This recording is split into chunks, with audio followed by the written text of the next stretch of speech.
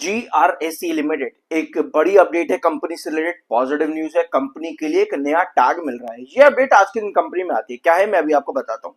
Last video हम लोगों ने लिया था 4 जून को, यानी आज से लगभग 16 दिन पहले GRSE लिमिटेड का दो इंपॉर्टेंट ट्रेंड्स जो कि इस हफ्ते भी काम करते देखने को मिले, एक इंपॉर्टेंट बेस और एक important rejection. Long term perspective से स्टॉक क्या कर रहा था और क्या पोजीशन बनी है इस पूरे हफ्ते में, आगे क्या पॉसिबिलिटीज है, इन सभी चीजों को चार्ट पर इस वीडियो में समझेंगे सही तरीके से। एंड तक देखना। शुरुआत करते हैं आज के इस वीडियो की एक छोटा सा क्लिप पिछले वीडियो का। 4 जून का ये हमारा लास्ट वीडियो था। पहले हम डेली टाइम फ्रेम के ऊपर समझते हैं। डेली टाइम फ्रेम पर अभी हमारा चार्ट जो है वो पॉजिटिव है, बुलिश भी है। रीजन भी कि हमारा 200 EMA जो आप ये ब्लैक लाइन देख रहे हो, ये 200 EMA, ठीक है। रीजन ये है कि 200 EMA के ऊपर स्टॉक ट्रेड कर रहा है, इसलिए ठीक है। तो 4 जून को हम लोगों ने पहला पॉइंट ये डिस्कस किया था कि 200 EMA के ऊपर स्टॉक ट्रेड कर रहा है, तो पॉजिटिव ये है कि आपका चार्ट अभी यहाँ पे बुलिश है। ये 4 जून का पहला पॉइंट हो जाता है। नेक्स्ट आता है यहाँ पर काफी पॉजिटिव और अच्छा नजर आता है। और दो रिसेंटली स्टॉक ने ऑलमोस्ट एक डबल टॉप पैटर्न जैसी सिचुएशन क्रिएट करी यहाँ पर, और ये था कंपनी का Q4 के रिजल्ट के अगले दिन वाला ट्रेड, जहां पर स्टॉक ने बहुत बड़ी ओपनिंग करी लेकिन पूरा सेल की तरफ चला गया और फिर अगले सेशन में दर करके आपको गिरावट ही देखने को मिली है। यानी कि 3100 के प्राइस जो हमारा है, ये एक बहुत इंपॉर्टेंट रिजेक्शन है, जो कि हमारे इंपॉर्टेंट बेस भी रहा है, पहले इंपॉर्टेंट रिजेक्शन भी रहा है, इसलिए 2550 एक इंपॉर्टेंट ट्रेंड है। ठीक है। तो इस वीडियो में हमने 2550 एक इंपॉर्टेंट बेस लाइन डिस्कस करी और 3100 आपका क्रूशियल रिजेक्शन। ये दो इंपॉर्टेंट ट्रेंड्स आपके बनकर के आ जाते हैं। अब इस हफ्ते के अंदर आपको 2550 का ट्रेंड वापस से मिला है। एक बार इसके चार्ट पर आओ कि क्या हुआ इस हफ्ते में। ये रही आपकी पोजीशन 2550 आपको एक बार फिर से यहां पर ड्रॉप करता देखने को मिलता है, जिसके बाद में आपकी वापस से मोमेंटम बनता है। यानी कि जो ब्रेकआउट दिया GRSE लिमिटेड ने वो 2550 के बेस से लगभग 2 बार है पिछले 2 महीनों के अंदर कि यहां से स्टॉक ने आपको बड़े ब्रेकआउट्स बना करके दिए हैं। ऑलराइट, 2550 का ये ट्रेंड हो गया और आपका जो 200 EMA है वो अभी भी 2550 के आसपास ही ट्रेड कर रहा है डेली टाइम फ्रेम पर। पिछले 2 सेशन में आपके पास सेलिंग बहुत ज्यादा आई है। इस वाली कैंडल को हम कई बार स्टॉप कैंडल भी कंसिडर करते हैं, लेकिन अगले सेशन की जो ओपनिंग है आपके पास गैप अप होनी जरूरी है। अभी मैं आपको आगे बताता हूं कि नेक्स्ट वीक की क्या पॉसिबिलिटी है। अभी आप अगली चीजों पर आओ, खबरों पे आते हैं। ठीक है, GRSE लिमिटेड को मिला है नवरत्न स्टेटस। अब ये नवरत्न स्टेटस क्या होता है? हमारे पास आप लोगों ने देखा होगा NHPC, SJVN, इन कंपनीज को भी अलग अलग टैग्स मिले हैं पिछले कुछ 2-3 सालों के अंदर। बहुत सी कंपनीज है जिनको नवरत्न टैग मिला है या फिर अलग अलग तरीके के टैग्स मिले हैं जो कि PSU कंपनीज को मिल दिए जाते हैं। लेकिन ये जो टैग दिया जाता है जैसे नवरत्न टैग है, इसका क्या बेनिफिट है? क्या कंपनी को कुछ बहुत बड़ा पैसा दान किया जाएगा या कंपनी का बिजनेस एक्सपांशन हो जाएगा बड़ा अचानक से?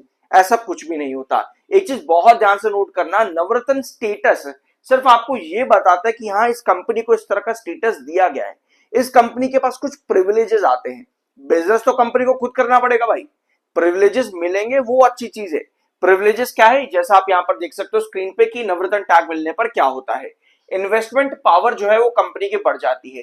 दे कैन इन्वेस्ट, यानी कि कंपनी जिसको नवरत्न टैग मिल रहा है वो 1000 करोड़ तक का इन्वेस्टमेंट कर सकता है, यानी कि अपनी नेटवर्थ का 15% तक वो कंपनी इन्वेस्ट कर सकती है। अपनी नेटवर्थ का 15% तक वो कंपनी इन्वेस्ट कर सकती है। कहां पे? किसी भी सिंगल प्रोजेक्ट में बिना गवर्नमेंट के, यानी बिना सरकार के किसी बड़े अप्रूवल के बिना भी वो कंपनी नवरत्न टैग मिलने के बाद में 1000 करोड़ या 15% ऑफ इट्स नेटवर्थ जो है इन्वेस्ट कर सकते हैं बिना सरकार के अप्रूवल के, without requiring explicit government approval. ठीक है, तो ये एक फायदा आपका यहाँ पे हो जाता है कंपनी को। जॉइंट वेंचर्स कंपनी यहाँ पे बना सकते हैं। They have the authority to form strategic alliances, float subsidiaries and establish technology joint ventures in India और अब्रॉड। फ्लोट सब्सिडरीज यानी कि इंडिया में ही या फिर अब्रॉड यानी कि इंडिया के बाहर भी वो अपनी सब्सिडरीज एस्टैब्लिश कर सकते हैं, जॉइंट वेंचर्स एस्टैब्लिश कर सकती है।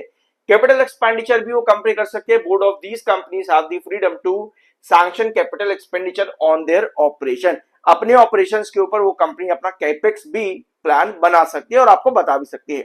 ये कुछ है फायदे नवरत्न टैग के।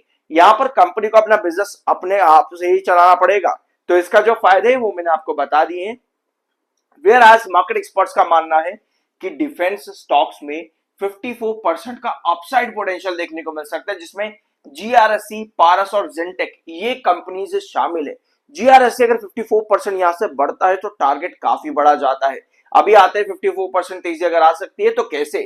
टेक्निकली 69.2 पर एमएफआई है, 57.6 पर आपका आरएसआई है। दोनों टेक्निकल्स न्यूट्रल हैं। सब्सक्राइब जरूर करना अगर अभी तक नहीं किया है तो। अब आते हैं इसके चार्ट्स के ऊपर। पहले हम रखेंगे डेली टाइम फ्रेम का चार्ट। भाई ये डेली टाइम फ्रेम का चार्ट है, इसमें आपको क्या नजर आ रहा है, 2550 जो हम लोगों ने पिछली वीडियो में डिस्कस किया 4 जून को, एक इंपॉर्टेंट बेस, 3100 एक इंपॉर्टेंट रिजेक्शन। ठीक है, ये दो ट्रेंड आपको मोटा मोटी यहां पर नजर आ रहे हैं। अब इसके अलावा आपको क्या दिख रहा है कि पिछले 3 सेशन के अंदर आपको एक सेलिंग पॉइंट नजर आ रहा है। ये सेलिंग पॉइंट कितने पे है, ये सेलिंग पॉइंट है लगभग 2850 पे। मैं इसको 2850 मार्क करके यहां पर चलना चाहता हूं।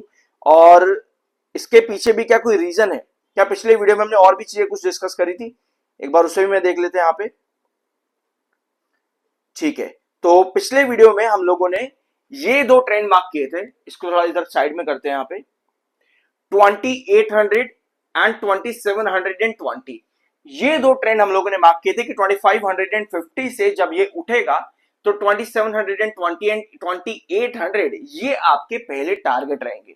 तो 2550 से स्टॉक उठा और ये टारगेट को यहां पर अचीव किया, और ये टारगेट आप देखो 3100 के मिड में है। अब ये जो हमने ट्रेंड यहां पर मार्क किया था 4 जून को 2800 और 2720 को, इस ट्रेंड यानी कि इस टारगेट को स्टॉक ने अचीव किया यहां पर। ठीक है, इस टारगेट को अचीव किया, 2850 पर जाकर के रिजेक्शन फेस करता हुआ लगभग 2800 के पास में क्लोजिंग दे दी है लास्ट सेशन में। यानी दो चीजें एकदम सही निकली, 2550 का ये ट्रेंड और 2800 भी। लेकिन ये क्यों, उसके पीछे का रीजन था, यहां पे दो बार आपका बेस बना है 2800 पे। इसी वजह से 2800 पिछले 3 सेशन में आपका बार बार रिजेक्शन पॉइंट बन रहा है। मतलब क्रॉस करने जाता है बट भैया रिजेक्शन बना करके वहां पे बैठ रहा है। दैट मीन्स कि भैया जब ये आपका पुराना बेस नीचे से ऊपर की तरफ उठते हो, रिजेक्शन का काम करता है कि नहीं करता, कमेंट बॉक्स में यस बोल देना, बाकी आपका जो अच्छा लगता है। ठीक है, जब भी आप नीचे से ऊपर उठते हो जहां पर पुराने बेसिस होते हैं वो आपके रिजेक्शन का काम करते हो, तो वही चीज आपके जीआरएससी ने करी है यहाँ पे।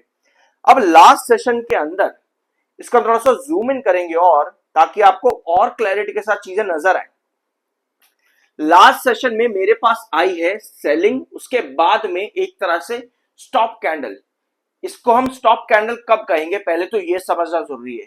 कमिंग सेशन में मेरे पास जो ओपनिंग है वो इन दो कैंडल्स की बॉडीज के आसपास बन जाए, मतलब कि लगभग लगभग 2820 के पास मेरे पास कमिंग सेशन के अंदर एक स्टॉप, एक ब्लॉक कैंडल बनती है इस तरीके से ओपनिंग के अंदर 2820। क्योंकि भाई जब भी आपके पास एक स्टॉप कैंडल बननी होती है, जैसे ये जो लास्ट सेशन कैंडल है डेली टाइम फ्रेम पर, अगर इसको ब्रेकआउट देना है ना इस कैंडल को, तो मुझे गैप अप ओपनिंग चाहिए होगी। क्योंकि हमेशा स्टॉप कैंडल किसी भी फॉल के बाद बनती है। मान लो कि स्टॉक में गिरावट आ रही है और एक ब्लॉक कैंडल बनती है, वो कुछ इसी तरह से दिखेगी आपको जैसे ये लास्ट कैंडल बनी है, उसके बाद में गैप अप ओपनिंग होती है और स्टॉक वहां से चढ़ता है।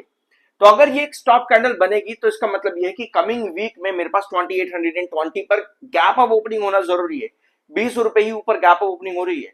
जैसे ही वो गैप अप ओपनिंग के साथ कैंडल की बॉडी ऊपर की तरफ शिफ्ट होती चली जाती है, वहां पर मेरे पास चांसेस बहुत आए हैं कि अब ये ब्रेकआउट की तरफ जा रहा है। तो अगर इस तरह की पोजीशन बन रही है तभी आपको ब्रेकआउट मिलेगा, यानी कि ये स्टॉप कैंडल होगी, ये गिरावट को रोक रही है कि भैया आप और गिरावट नहीं होने देंगे, यहां से आपका ब्रेकआउट स्टार्ट होता है। तो अगर आपके पास इस तरह की कैंडल प्रोवाइड होती है कमिंग सेशंस के अंदर 2820 के गैप अप के साथ में, तब आप उम्मीद करते हो यहां पर कि आपको ब्रेकआउट मिलने वाला है। ठीक है, ये है आपकी पोजीशन। और गैप डाउन ओपनिंग भाई कभी भी हमेशा अवॉइड करनी चाहिए गैप डाउन ओपनिंग, क्योंकि अगर गैप डाउन ओपनिंग बनी ऊपर की टेल लंबी, दैट मींस कि ये स्टॉप कैंडल नहीं, ये एक बेयरिश एंगल्फिंग कैंडल का काम करेगी। ऑलराइट, तो आपको दोनों चीजें मालूम यहां पर पड़ चुकी हैं कि मुझे क्या करना चाहिए। और मान लेते हैं मेरी एंट्री ना 2550 पर ही है, यहां पर मेरी एंट्री है जो कि मेरा एक क्रूशियल बेस है, 200 EMA पे ट्रेड कर रहा है, चार्ट ओवरऑल बुलिश है। यहां पर मेरी अगर एंट्री है तो भैया मुझे क्या करना चाहिए, मुझे सिंपली वेट करना चाहिए, इंतजार करना चाहिए, क्योंकि स्टॉक 7 ईएमए के ऊपर भी ट्रेड कर रहा है और अगर यहां से फॉल बनता भी है तो मेरे पास बहुत हाई चांसेस है कि 2740 ये मेरा नया बेस शिफ्ट हुआ है फ्रॉम 2550, जो कि चार्ट को और ज्यादा बढ़िया मोमेंटम बना करके देगा। ठीक है, तो ये पोजीशन इस समय है जीआरएससी लिमिटेड की। लॉन्ग टर्म टारगेट ब्रेकआउट आपका 3100 के ऊपर का बन जाता है। और हाँ, पहले तो आप ये चीज देखना कि 3100 अगर कमिंग मंथ्स में या कमिंग वीक्स में अचीव होता भी है तो पहले तो ये एक तरह से वापस एक डबल टॉप पैटर्न क्रिएट करेगा और वहां पर थोड़ा सा स्ट्रगल करने के बाद ही आपको ब्रेकआउट देगा। ठीक है, तो 3100 अगर कमिंग वीक्स में आता भी है तो ये एक डबल टॉप पैटर्न की तरह काम करेगा और उसके साइडवेज पैटर्न और हैंगिंग पैटर्न के बाद में ही आपका नेक्स्ट ब्रेकआउट पॉइंट बन जाता है जीआरसी लिमिटेड के अंदर। सो ये था वीडियो आज के दिन का। कुछ नया जानने और सीखने को मिला हो तो प्लीज सब्सक्राइब जरूर करना। मिलता अगले वीडियो में।